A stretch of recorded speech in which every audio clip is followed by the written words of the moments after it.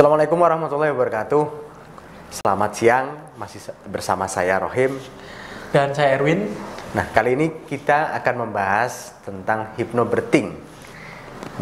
Prosesi melahirkan dengan hipnosis tanpa rasa sakit, apakah efektif untuk ibu yang melakukan persalinan? Nah, ini agak seru ya, yang dibahas perempuan tapi yang bahas laki-laki.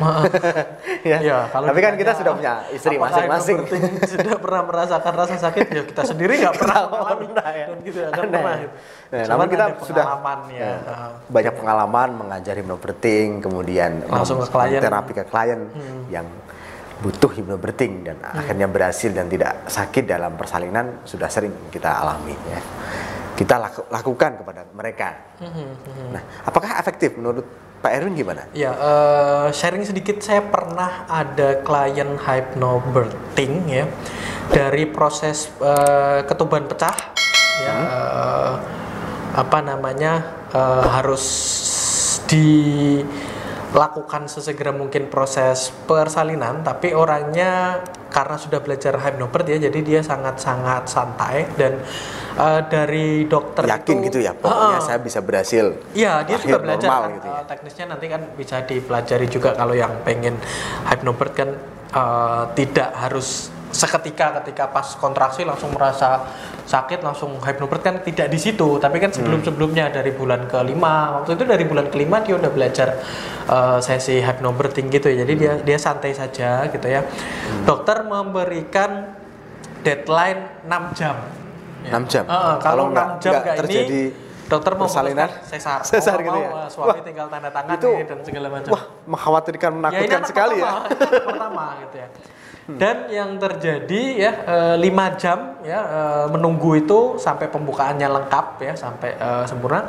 Si ini ya kayak tidur tapi nggak tidur. Dia melakukan sesi hypnobirth yang seperti kita ajarkan, semacam seperti itu. Jadi 5 jam, terus kemudian pembukaannya udah lengkap ya, pembukaan 10, akhirnya siap, terus kemudian dikeluarkan seperti akhirnya lahir normal gitu. Normal dalam jangka itu waktu. Sesi dia menunggu pembukaan itu ada nggak orang lain yang memang dalam sesi itu mengompori agar hypnobirthing ini menjadi efektif gitu? Nggak misalkan ada, suami nggak ada, sama sekali. Nggak, berarti dia memang sudah yakin ya, dari dirinya. Dari bulan ke-5 dia saya suruh untuk mempraktikkan hypnobirthing ini paling tidak seminggu 2 kali. Jadi memang sudah terpola ya, sudah ada anchor jadi gitu dia ya. Tahu ada suster ini gimana Bu, ini harus gini, misalkan biasanya perawatnya Ibu masih sadar dan segala macam. Ya kayak tidur, senyum, nggak apa-apa Mbak, ini dan segala macam. Ceritanya seperti itu. Karena saya bukan pelaku ya. Tapi dia cerita dengan bangganya setelah menjalani sesi persalinan yang normal itu, yang dikasih tenggat waktu 6 jam itu, tapi 5 jam ya alhamdulillah dia bisa menjalaninya dengan baik seperti itu. Ya, selain anestesi dirinya harus anestesi mental gitu ya. Karena problem juga ya yang saya amati, mungkin Mas Rohim juga sering mendapati kasus semacam seperti ini ya, terutama biasanya proses persalinan anak yang pertama gitu ya. Ketika baru awal-awal mulai kontraksi, ibu hamil itu sudah berupaya sebisa mungkin mengeluarkan anak segera mungkin. Jadi dari awal aja baru pembukaan 3, 4 udah ngecen gitu. Ketika nanti proses persalinan harusnya dimulai ya, pembukaan udah lengkap, udah pembukaan 10, tenaga udah habis. Betul sekali, betul. Nah, saya dulu pas persalinan anak pertama malah nggak mikir gitu. Pokoknya gini, penting metu boh, harus normal, harus sesar, silakan. Dalam hati gitu. Jadi nggak ada support secara kejiwaan kepada istri, kamu harus normal nggak. Namun karena dia bisa relaksasi dengan doa, akhirnya bisa normal gitu. Nah, itu mungkin iya, doa itu membawa seperti hypnobirthing gitu ya, akhirnya membawa relaksasi ke kenormalan gitu ya. Relax, ke kondisi yang nggak perlu panik dan sebagainya seperti itu. Faktor psikologis kan penting ya dalam proses persalinan itu. Nah, kalau keterlibatan suami atau tidak ada suami, kira-kira mempengaruhi ke efektivitas. Nah, tadi kan saya udah jawab, kira-kira menurut kamu, kira-kira. Berarti nggak penting ya. Tapi jangan mikir tanpa suami yang penting hamil bisa tenang normal, jangan gitu. Ini bisa jadi pemikiran. Proses teknisnya gitu ya. Gitu. Sebetulnya ya tanpa didampingi suami ya bisa saja, cuman Kadang kalau suami mau menemani ini juga akan lebih bagus. Lebih bagus ya. Yang penting tidak mengkhawatirkan ya. Nggak ngendon-ngendoni relaksasi gitu ya. Oke. Seperti Jadi, itu.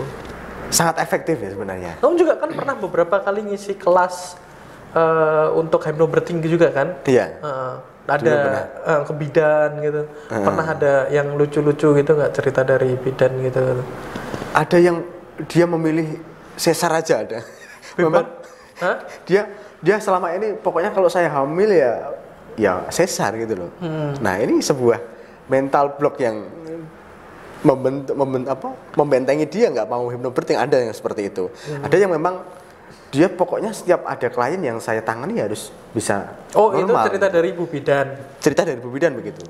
Nah, kalau mental block seperti ini bisa nggak kita bikin hypnobirthing biar efektif gitu? Untuk orang-orang yang meyakini, yang mental saya nggak mau lahir normal, nanti jadi persepsinya rusak, vaginanya jadi lebih lebar dan tidak memuaskan pasangan. Saya pilih sesar aja biar nanti ya tetap set kenceng dan begitu. Kira-kira kalau saya sih gini sih, balik lagi ke personal masing-masing ya.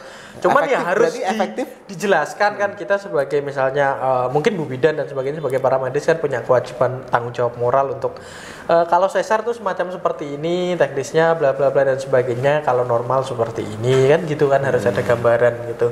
Nah, keputusan sih balik lagi di tangan mereka, pelaku yang hamil ini. Kalau soal tadi ya pertanyaan besar efektif dan tidak ya efektif ketika terjadi kasus-kasus semacam tadi. Memang di hari awal dia pengen normal, terus kemudian mempercayakan hypnobirthing sebagai salah satu jalan persalinan gitu, seperti itu. Nah, berarti kalau dibuat presentasi ini lebih banyak efektifnya daripada persalinan yang secara operasi gitu ya Pak? Mungkin ini ya,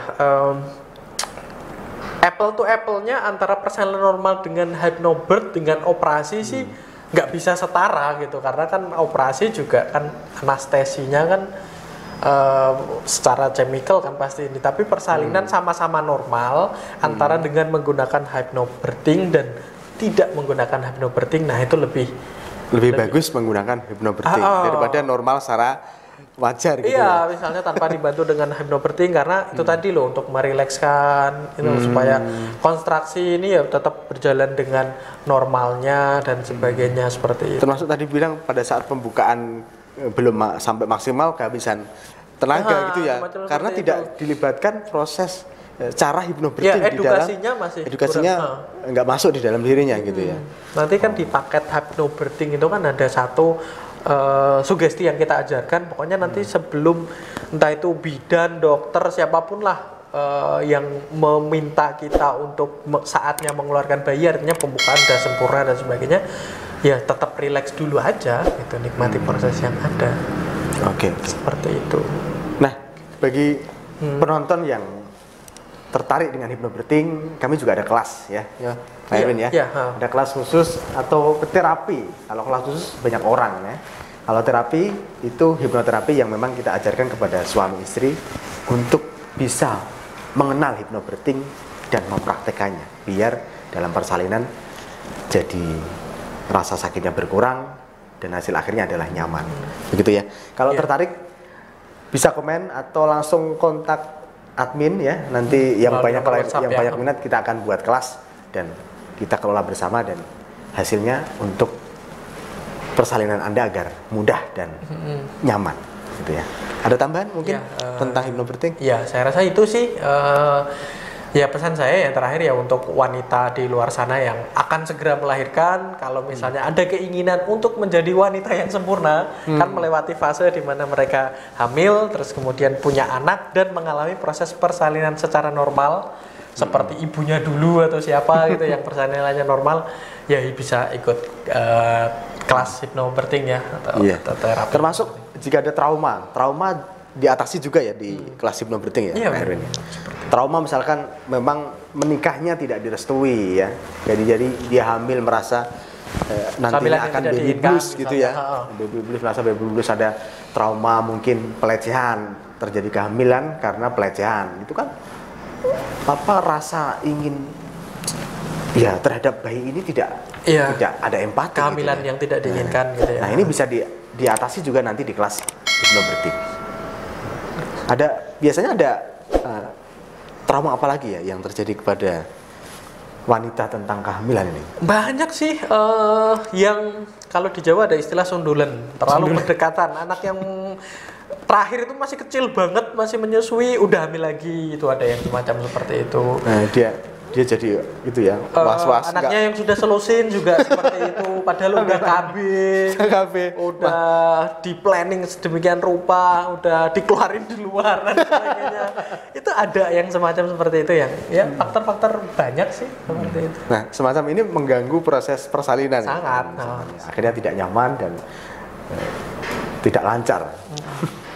Oke. Ya. Untuk lebih dalam tentang hypnobirthing dibahas di kelas. Kalau minat bisa langsung kontak dan minta untuk diajarkan hypnobirthing. Nah, mungkin itu dulu ya. Semoga bermanfaat. Semoga bermanfaat dan kita akhiri. Assalamualaikum warahmatullahi wabarakatuh. Waalaikumsalam warahmatullahi wabarakatuh.